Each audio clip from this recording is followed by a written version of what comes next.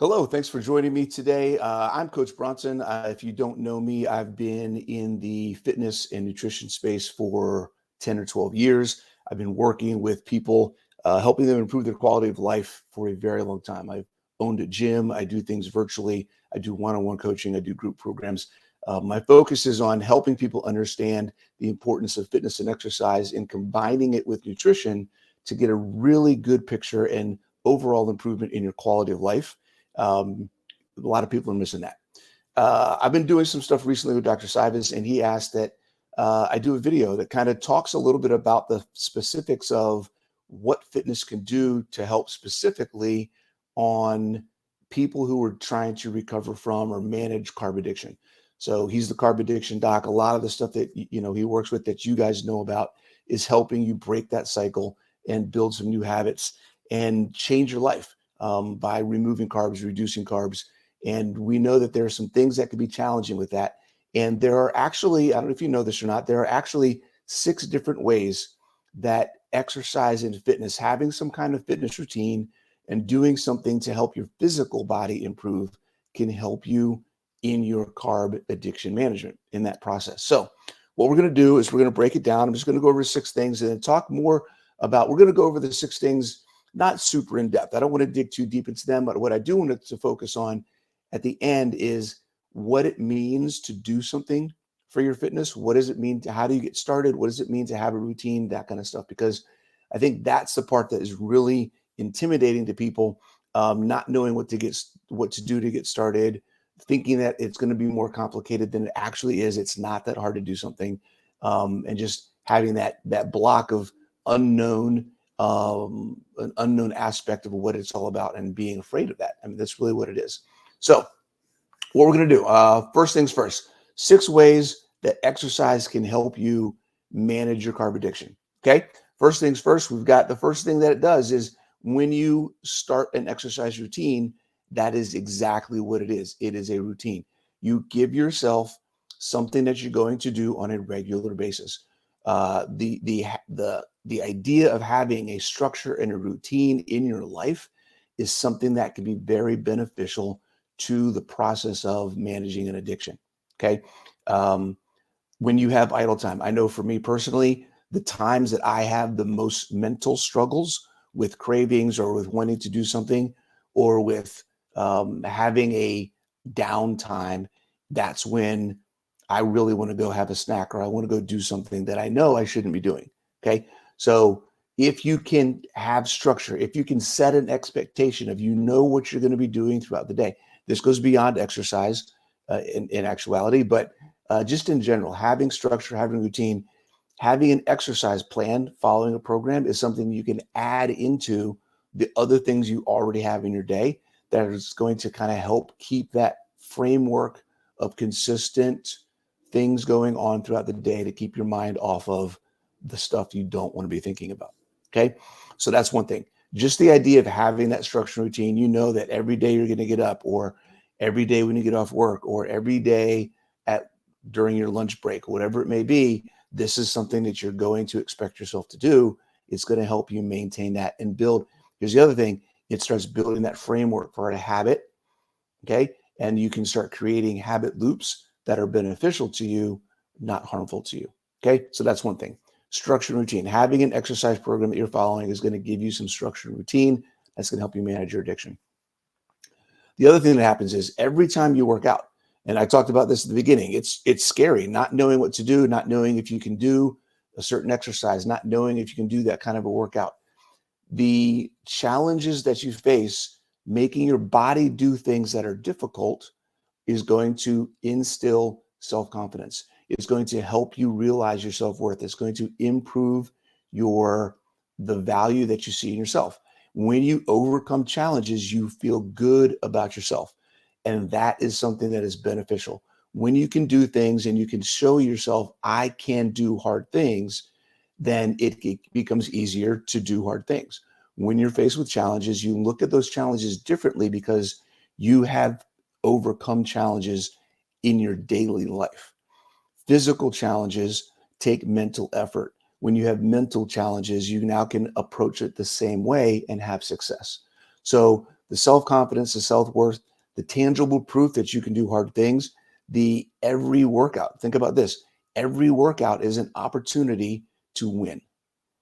And that's something that's very powerful. Every time you go do a workout, every time you say, I'm going to spend time trying to make my body better, you are winning in that circumstance. Okay. And you're building on top of that. Every time you do it, it's another win, it's another win, it's another win. And that's a great way to progress forward. All right.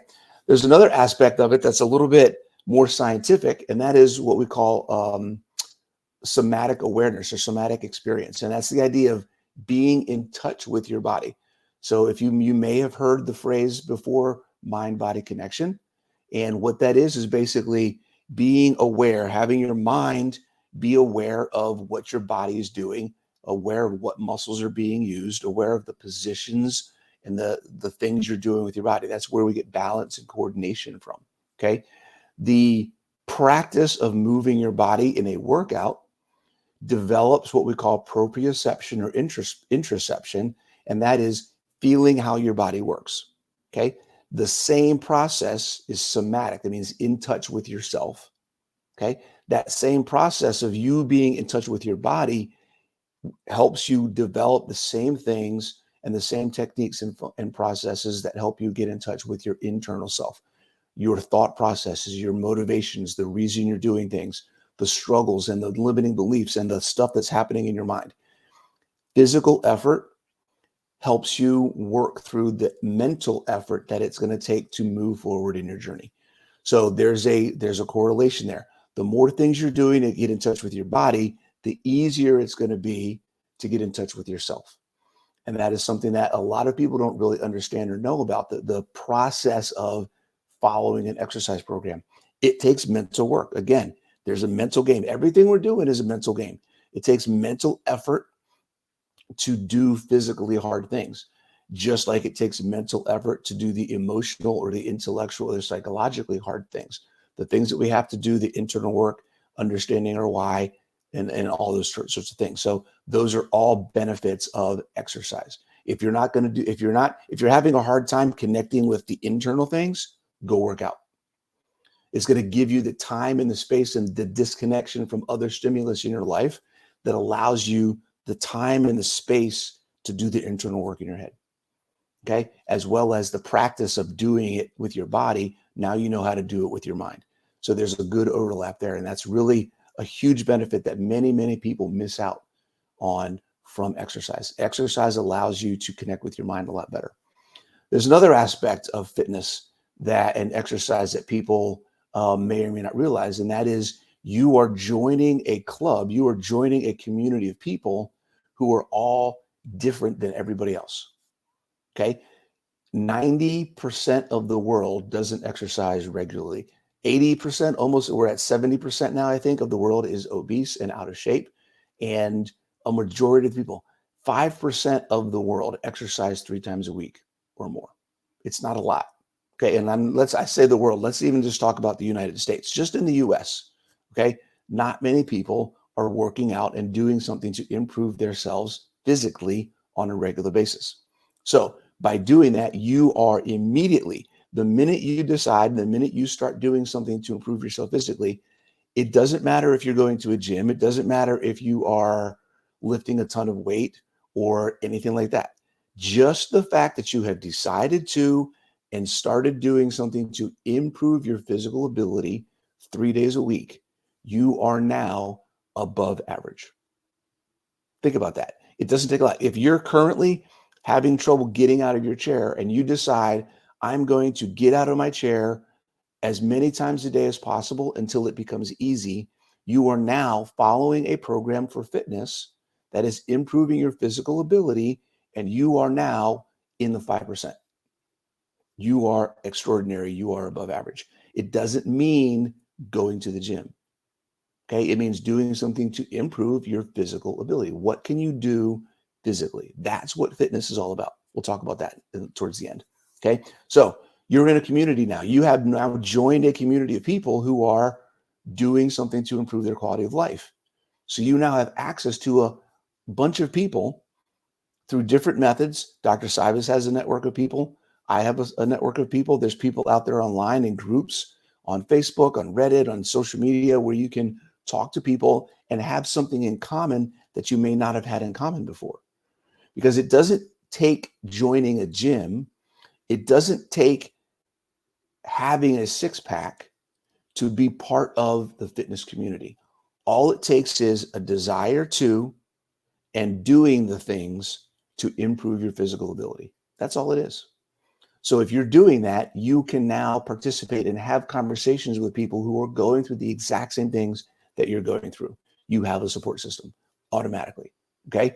So that's something else to think about. You have examples of other people who are going through the same things that you're going through. So you can see that people are being successful. You have support. You have the understanding that you're not alone in this. There are other people that are going through the same challenge as you are. Okay. And you have accountability. You can make friends. You can make friends and get in groups and talk to people and have that accountability that they're going to be expecting to hear your success, because your success is helping them keep their success, and you build on that with other people. So that's something to think about. The aspect of community, the aspect that you are extraordinary just by doing something more than you're doing right now. It doesn't take a lot. Okay. Improve mental function. This is a really cool one. The process of exercise actually helps your brain process fuel better and function better. So there's, I don't know if you guys heard of nootropics or neurotropics, but there's a neurotropic called brain-derived neurotropic factor, BDNF, that when you exercise, particularly here's another kicker. This is something I may talk about in the future, but more related to resistance training and high intensity interval training, not related to cardio. So this is not about cardio. This is about moving your muscles and doing something that is physically challenging to do, like strength wise. Okay. High intensity work. Okay. And we'll talk about what that means again later. But when you're doing things that are challenging to your body, your brain responds. And because your brain is a control center of everything. So if you're stressing everything, your brain has to do more work. Basically, you are working your brain and making your brain better. Okay, that's an easy way. That's the layman's way, easy way to say it. Okay, when you exercise, there are hormones and proteins that are activated in your brain that improve brain function.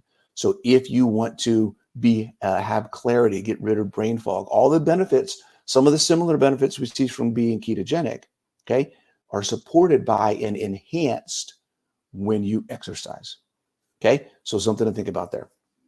All right, so on top of all, okay, this is basically just to summarize, guys. If you start a fitness routine, okay, you're going to have better brain function. You're being extraordinary. You're doing more than fit 5% of the whole population, right? You are now in the above average category. Okay. What else we got here? I forgot one. Stress management. Oh my God. When you exercise, I was going to summarize and move on to the how to get started part, but I forgot about stress. Stress management is huge. It could be one of the most important things, because a lot of our triggers when it comes to addiction are stress related. Something bad happens, we have an emotional reaction, something triggers us, and we react with a habit loop. Okay.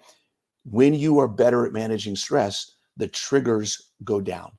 When you are better at managing stress, you are better able to deal with the actions that you would normally take. You have an opportunity to take different actions and enforce different habits. So exercise allows for that. What exercise is you are stressing yourself. It's a stress on the body.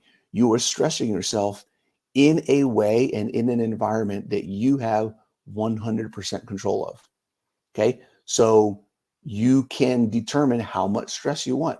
How do I handle that stress? How do I recover from that stress? You are in control of the entire situation. What that does is it allows you to train your body, train your mind, train your thought processes, how to deal with stress. On top of that, then you have the physiological aspects of building muscle, improving your metabolic function, reducing your overall internal stress in your body. Okay, so you're now also reducing your overall stress load.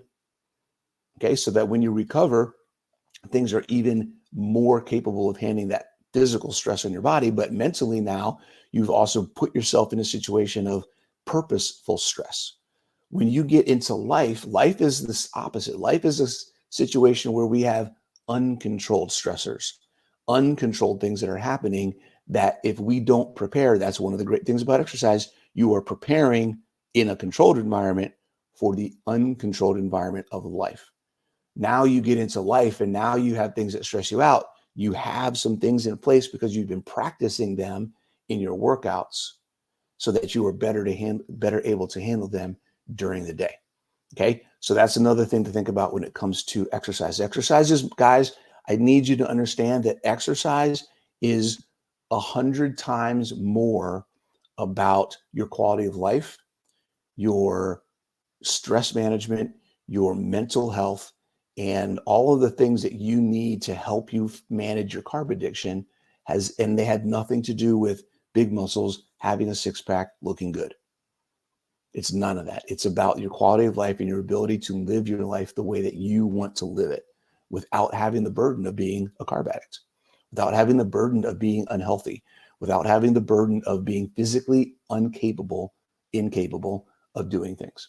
Okay, that's what it's about. So how do we get started? How do I overcome this hurdle of I don't even know where to go. I don't know what to do. I don't have a gym membership. It's hard for me to even walk up the stairs every day, whatever challenge you may be facing. Okay, here's the first thing to realize. Number one, okay, 1% more than what you're doing right now is all it takes. It does not have to be a lot.